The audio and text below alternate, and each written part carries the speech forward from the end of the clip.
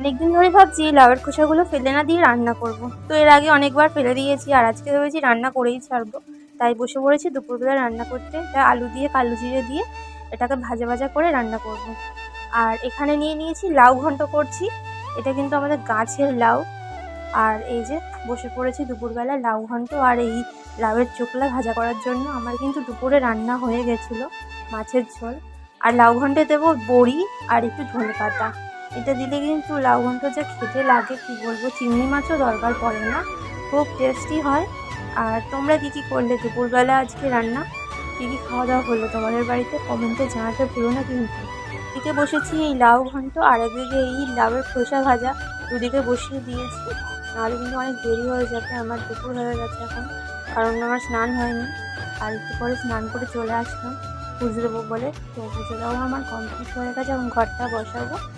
তো চলো ঘরটা বসিয়ে নিই, নিজে বসিয়েও দিয়েছি। আজকে বৃহস্পতিবার বলে কথা। আর দেখো কত ফুল এনেছি, দেখেছো?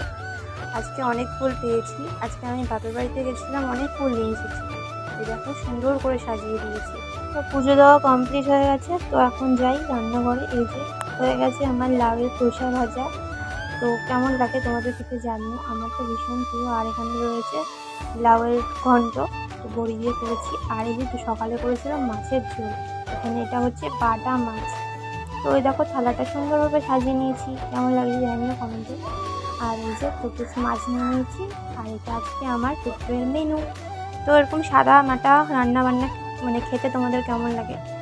তো চলো টাটা বাই বাই, সবাই ভালো থাকো, কমেন্টে জানিও কেমন লাগলো আজকের ভিডিওটা।